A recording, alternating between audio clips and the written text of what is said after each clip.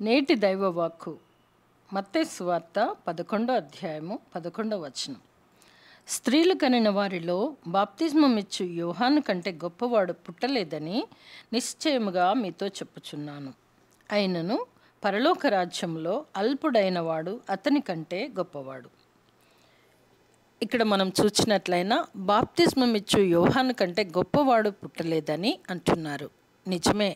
స్త్రీలు కనిన వారిలో అనగా ప్రభు వారి రాకను ప్రచురించుటకును, మారు మనసు కలిగి పాపములు ఒప్పుకొనుడనియు మరియు పరలోక రాజ్యము సమీపించి ఉన్నదని ప్రకటించిన బాప్తిస్మమిచ్చు యోహాను గూర్చి మనము వినినప్పటికీ అందరూ మారు మనసు పొందుటకును, అదే రీతిగా మారు మనసుకు తగిన ఫలము ఫలించుడి అని అందరినీ ప్రభు వైపునకు త్రిప్పుటకును ప్రయాసపడిన వ్యక్తి తన్ను తాను తగ్గించుకొని ప్రభువును హెచ్చించినాడు. యోహాను ఎంత గొప్పవాడు అయినప్పటికీ ధర్మశాస్త్రము క్రింద పాత క్రమానికి కట్టుబడి ఉన్నాడు. అయితే యేసు ప్రభు దేవుని ఆధ్యాత్మిక రాజ్యమైన ఒక నూతన క్రమాన్ని తెచ్చాడు.